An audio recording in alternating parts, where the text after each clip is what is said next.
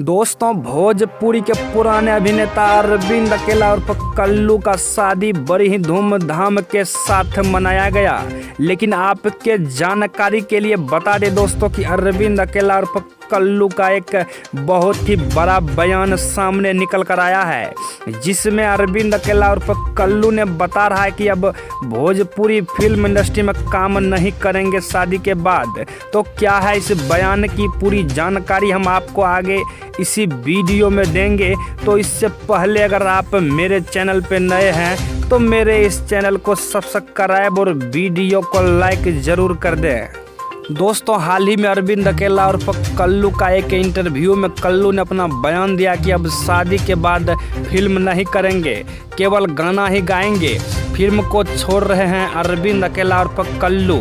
बहुत ही बड़ा फैसला ले लिया भोजपुरी के अभिनेता अरविंद अकेला और कल्लू ने।